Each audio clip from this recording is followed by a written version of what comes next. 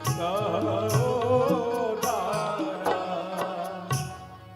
सती जी का पहला प्रश्न भगवान शंकर जी से क्या है?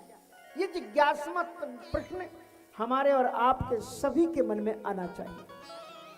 सती जी ने पहला प्रश्न किया, पहले आप मुझे ये बताइए कि निर्गुण ब्रह्म सगुण बपुधारी, जो निर्गुण निराकार अव्यक्त अगोचर परमात्मा है, वो सगुण क्यों हुआ?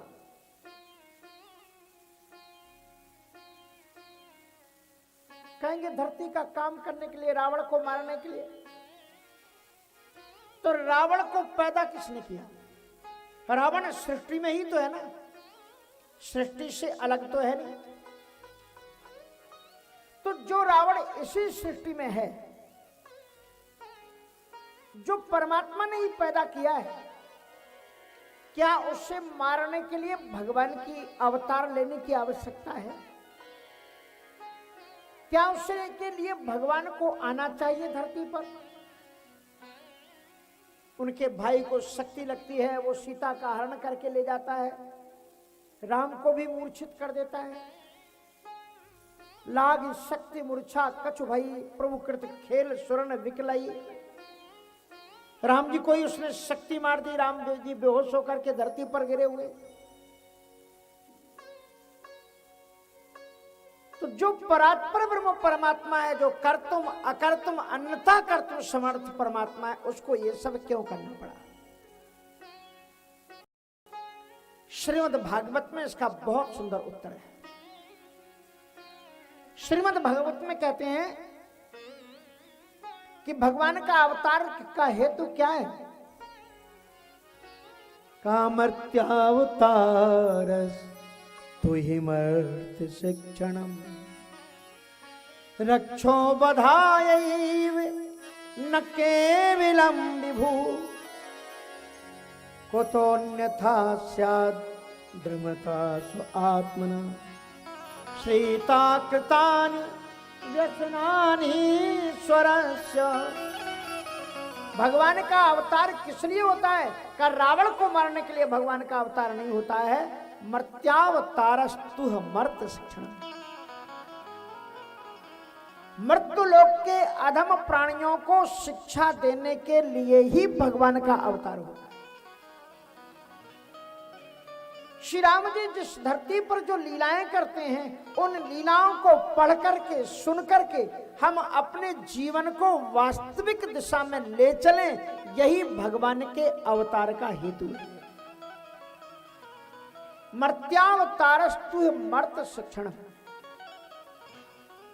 भगवान का मृत्युलोक में अवतरित होने का मूल लक्ष्य है मृत्युलोक के प्राणियों को शिक्षा प्रदान करना।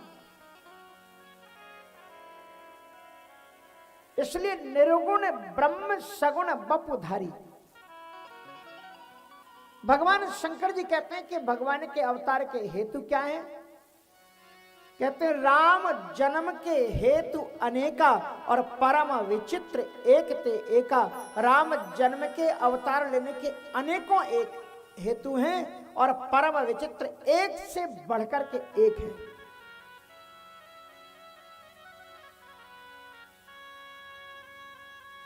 भगवान केवल प्रेम के वशीभूत होते हैं। एक बार एक साधारण किसान सत्संग में पहुंच गया और उसने सत्संग में सुना कि मानव जीवन की सार्थकता भगवत भजन में है, भगवान का भजन करना चाहिए। तो उस किसान ने सोचा कि मुझे भी भगवान का भजन करना चाहिए, और भगवत भजन की लालसा को लेकर के वो अपने घर में गया तो अपनी पत्नी से बोला कि ये संसार मानव जीवन निरर्थक है, भगवान का भजन करना है, इसलिए हम एक मंत्र सुन करके आए हैं भगवान। तो अरे प्रिया एक काम करना, तू भोजन मुझे करा दे और भोजन के बाद में तुझे ये बता देना भगवान, तो मैं भगवान भजन करूंगा। कहा ठीक। तो उसके बाद में उसने भोजन कराया, और भोजन कराते कराते बेचारी गांव की माता जी थी, बिना पढ़ी लिखी थी, इसलिए उनको बड़ी सीधी सादी थी, याद ही नहीं लगा। उनका मैंने क्या मंत्र बताया था, तो वो भगवान भूल गई। और उन्होंने कहा वो आपने भगोस कहा था, भगोस। बेचारा जंगल में गया और एक पेड़ के नीचे बैठ करके मंत्र का जाप करने लगा, भगोस भगोस भगोस भगोस। और अगर कोई जोगी जति सन्यासी अगर उपासना करता है तो उसकी उपासना पर भगवान थोड़ी देर में रिझते। वो सोचते हैं कि तेरा तो जीवन ही पूरा का पूरा तूने अन्य जिम्मेवारियों को छोड़ दिया, केवल मेरे भजन के लिए ही आया। और जब तू अन्य जिम्मेवारियों को छोड़ करके केवल मेरे भजन के लिए आया तो तुझे मेरा भजन करना चाहिए। लेकिन अगर कोई किसान भजन करे, कोई भोला भाला व्यक्ति भजन करे, तो भगवान बहुत जल्दी रीझ जाते हैं, प्रसन्न हो जाते हैं। अब वो किसान बैठ करके भगवत भजन कर रहा है और क्या बोल रहा है, भगोस भगोस भगोस। भगवान नारायण प्रसन्न हो गए और उन्होंने सोचा चलो मैं चल करके उसको दर्शन दे आऊं। तो भगवती लक्ष्मी जी से उन्होंने कहा कि मैं कहीं जा रहा हूं, मैं आता हूं थोड़ी देर में। तो लक्ष्मी जी ने कहा वेयर आर यू गोइंग, कहां जा रहे हो आप? मेरा भक्त है, एक भक्त का दर्शन देने के लिए जा रहा हूं। कहां से आपके भगत भगत भगत आते रहते हैं, मैं भी चलूंगा आज साथ में। मैं आपके साथ में चल करके देखती हूं कि वो भगवान आपका भक्त है भी कि नहीं है। अब लक्ष्मी जी भी साथ में गई। लक्ष्मी जी जब साथ में गई तो उन्होंने क्या किया, भगवान जी से कहा कि मैं पहले पता लगा लूं कि वो किसके मंत्र का जाप कर रहा है, आपका ही कर रहा है किसी और का कर रहा है। तो बोले क्या करें? कहा आप एक पेड़ के नीचे यहां बैठ जाओ। एक गड्ढा था, उस गड्ढे में उनको बैठा दिया। ठाकुर जी को कहा कि आप यहाँ छुप जाओ, मैं उससे पूछ लूं, उसके बाद में आके बताती हूँ कि वो आप ही का भजन कर रहा है किसी और का कर रहा है। अब लक्ष्मी जी गई तो उसको हिलाया डुलाया, कहा भैया भैया तुम किसका भजन कर रहे हो? वो नहीं बोला, भजन में बैठा हुआ है। फिर पूछा अरे भैया बता तो दो किसका भजन कर रहे हो? फिर भी नहीं बोला। फिर पूछा आप किसका भजन कर रहे हो? फिर भी नहीं बोला। तो जोर से लक्ष्मी जी ने हिला दिया, और जोर से हिलाया तो गुस्से में आकर के बोला तुम्हारे खसम का भजन कर रहे हो और किसका भजन कर रहे हो? अब लक्ष्मी जी भगवान, अब लक्ष्मी जी ने कहा ये तो बड़ा उच्च कोटि का है, ये तो जान गया कि मैं लक्ष्मी हूं, ये जानता है कि मेरे खसम है भगवान नारायण जी अपनी भाषा में बोल रहा है। और उन्होंने सोचा कि हो सकता है इसने इत्तेफाक से कह दिया। तो पूछा बताओ मेरे खसम है कहां? का पड़ा होगा किसी गड्ढे में। और गड्ढे में ही बैठा के आई थी। सो लक्ष्मी जी आकर के ठाकुर जी के हाथ जोड़ी, महाराज वाकई में आपका बड़ा अनन्य भक्त है, अब आप जल्दी दर्शन दे दो, नहीं तो वो भी सिर और फोड़ देगा लाठी से करके। भाव वश भगवान सुख निधान करुणा भवन तज ममता मदमान भजिए सदा सीता रवन। भगवान तुम्हारे धन दौलत आदि के प्रपंच में नहीं, भाव वश भाव के वशीभूत हैं। सो ऐसे ठाकुर जी का भजन करना ही जीवन का श्रेयस्कर लक्ष्य और श्रेयस्कर साधन है।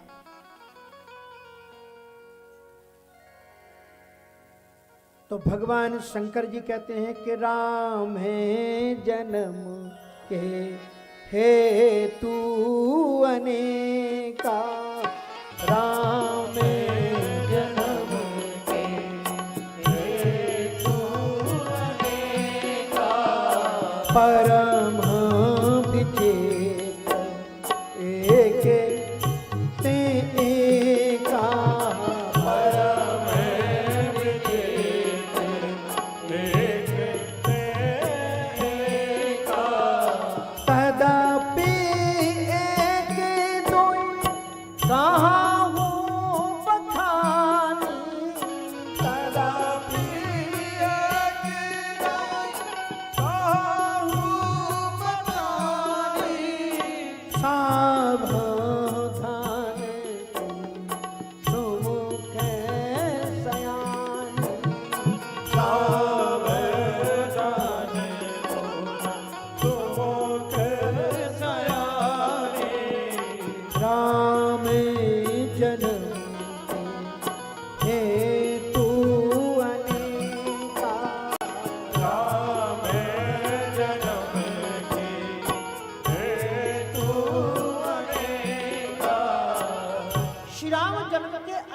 हेतु हैं, फिर भी मैं दो चार कारण में आपको, हेतु मानी कारण, कि राम का अवतार इस धरती पर क्यों हुआ, इसके मैं कुछ रीजन बताता हूं, कारण बताता हूं। कि नारद साप दीन एक बारा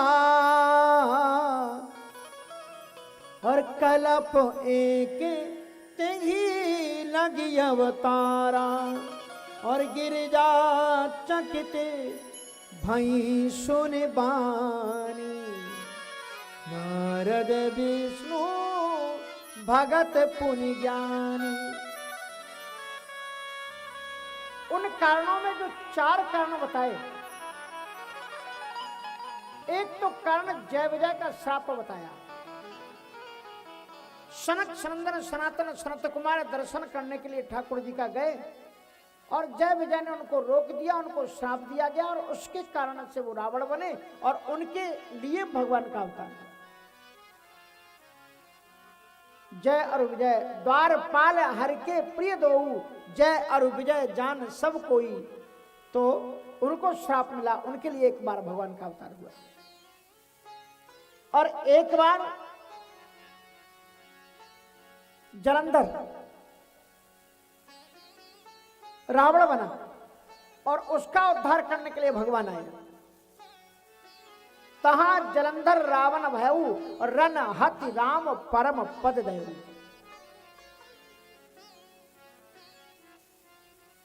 और एक नारद श्राप दिन एक बार नारद जी ने श्राप दिया। नारद जी ने श्राप दिया, इस बात को सुनकर के पार्वती जी को बहुत बड़ा आश्चर्य हुआ।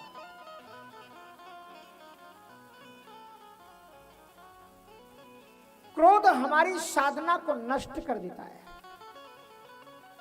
और वो भी क्रोध इतनी बड़ी मात्रा में कि भगवान को ही क्रोध, जिनकी हम सारी जिंदगी भर भजन करें और उन भगवान को ही श्राप दे डालें, तो ये तो आश्चर्य की बात है। नारद जी ने अपने परमोपास्य को ही श्राप दे दिया। अच्छा, पार्वती जी के जो गुरु है ना वो नारद जी हैं, और जब नारद जी का नाम सुना तो पार्वती जी सावधान हो गई कि नारद जी ने श्राप दिया। बोले नारद जी ने क्यों श्राप दिया? नारद विष्णु भगत पुण्य ज्ञानी। नारद जी विष्णु जी के भगत हैं और फिर ज्ञानी भी हैं। उन्होंने भगवान को श्राप क्यों दिया? इस कथा को ध्यान से सुनना। प्राणी के जीवन में, साधना में, भगवत प्राप्ति में सबसे बड़ी अगर कोई बाधा है तो वो अभिमान है। अभिमान प्राणी को साधनात्मक ऊंचाई के शिखर से नीचे गिरा देता है, धूल में मिला देता है।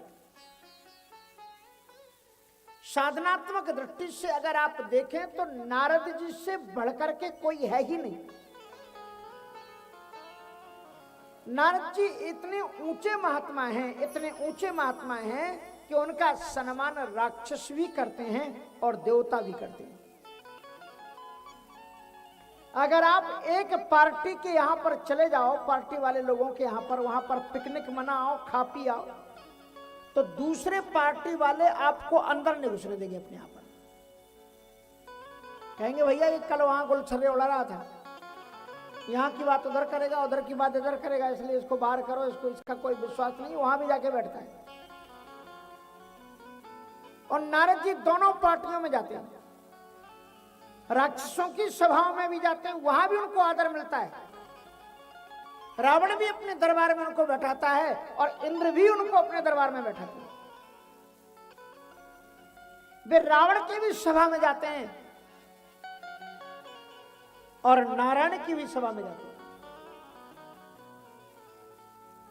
वे कंस के पास भी जाते हैं, उसको अष्टकमंडल बता करके बताते हैं कि महाराज इनको भी निपटाओ, ये छोड़ के जो छोड़ दिए तुम। और इधर कृष्ण के पास में आकर के सत्यम भूधर भूता नाम दैत्य प्रमथल शाम अवतीर्णो समय।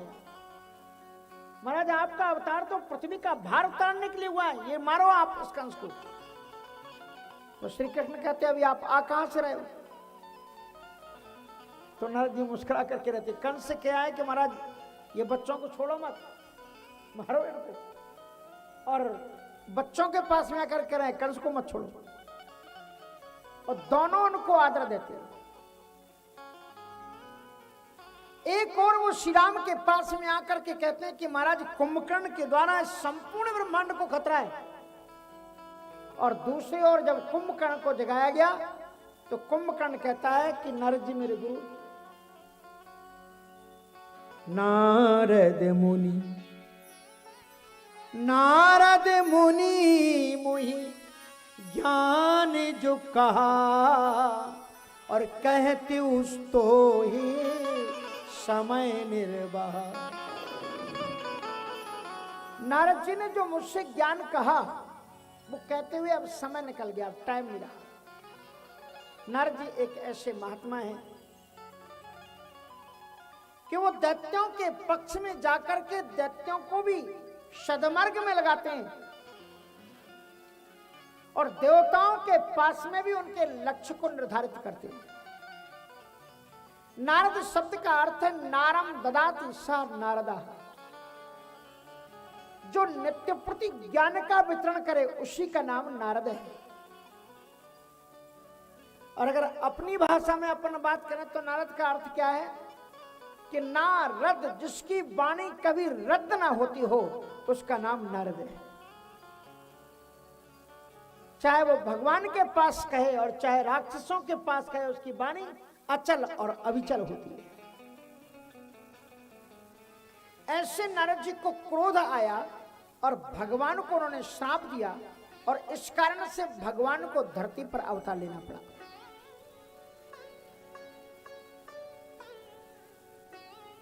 उनकी इस साधनात्मक उच्च अवस्था को किसने बिखरा दिया? अभिमान। नारद जी एक बार उत्तराखंड की पावन धरती पर गए,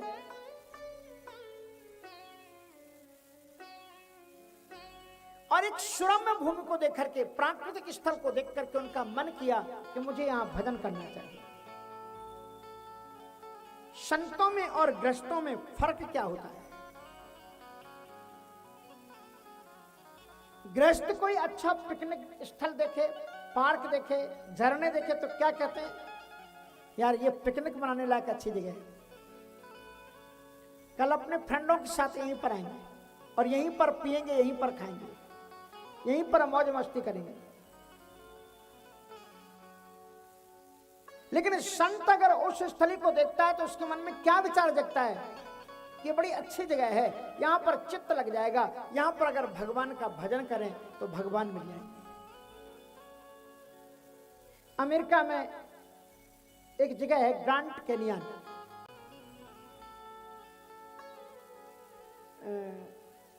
ग्रांड कैनियन ने एक झरना है वहां पर, नायग्रा फॉल। तो एक नेपाल के हमारे शिष्य हैं, वो वहीं पर रहते हैं, वो हमको ले गए वहां घुमाने के लिए। जब वो घुमाने के लिए मुझे ले गए तो इतना गजब का झरना, वाकई में अद्भुत जगह, देखने लायक। एक दृश्य कनाडा से देखा जा सकता है और एक दृश्य न्यू जर्सी तरफ से जाकर के देखते हैं। उस जगह को उन्होंने मुझे दिखाया, और दिखाने के बारे में मुझे बोले कि महाराज अगर ये जगह भारत में होती तो भारत वाले इसके साथ में क्या करते। उनका बात तो मुझे समझ में आ गई। कुछ बात लोग बोलते हैं ना तो उनका स्टेशन समझ जाते हैं कि व्यक्ति क्या कहना चाहता है। वो भारत की गंदगी पर टीका टिप्पणी कर रहे थे कि भारत वालों ने इस जगह को कूड़ा कचरे में बदल दिया होता। भारत में ऐसी ऐसी चीजें हैं, दूसरी की जगह छोड़ो, अपने मध्य प्रदेश में गंजवासोदा में ऐसी ऐसी जगह हैं कि हम उनका महत्व ही नहीं समझ पाते।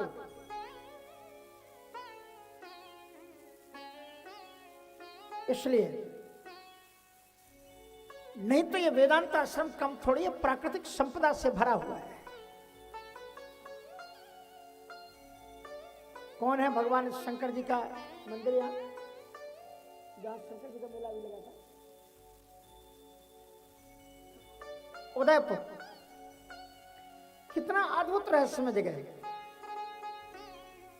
सांची का स्तूप। एक सी एक जगह है, यहां पर एक जगह है जो जानकी मैया का पूजन यही होता है। कौन सी जगह है? करेला करेला करेला करेला जगह। एक जगह यहां पर एक ऐसा है जो बड़े महाराज जी के समय पर, पूज्य बाबा जगन्नाथ दास जी महाराज के समय पर एक संत आया करते थे, कोई पास में ही कोई जगह, वो अपना स्थान महाराज जी को सौंप रहे थे और उनकी गाड़ी, अब तो पूरा हाल बन गया ना नौलक्खी मंदिर में।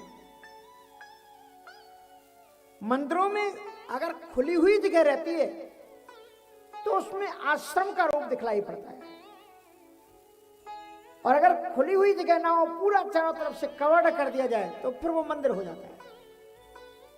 मैं नौलक्खी मंदिर में जिस वक्त रहा, शहर के नौलक्खी मंदिर में, उस समय एक तरफ ठाकुर जी थे, पूरा खुला हुआ था, बीच बीच में रात रानी और चांदनी वगैरह के पेड़ लगे हुए थे, और दरवाजा वो कुआं खुले में जगह में था। वहां उनकी गाड़ी खड़ी रहती थी, बहुत दिनों तक गाड़ी खड़ी रही उनकी, एक महात्मा जी की। उनके यहाँ जो मंदिर था वहां राम जी नहीं है, सीता जी नहीं, केवल लक्ष्मण जी का ही मंदिर है। पासे में होगा, आप लोग पुराने लोग जानते होंगे, यहाँ लक्ष्मण जी का मंदिर। ऐसी अद्भुत अद्भुत जगहें आपके भी आसपास में। तो उन सज्जन ने मुझे कहा कि अगर ये नायग्रा फॉल्स अगर आपके इंडिया में होता तो आप क्या करते? तो हमने कहा अगर हमारे यहां पर ये जगह होती भारतवर्ष में तो ये नंगे लड़के लड़कियां नहीं घूमती, या तो शंकर जी का 5वां धाम बना देते या राम जी बैठ जाते, और फिर लोग चंदन और फूल माला लेकर के प्रसाद चढ़ाने के लिए यहाँ पर आते। भारत में भोगवाद की संस्कृति नहीं है, भारतवर्ष में अध्यात्म के माध्यम से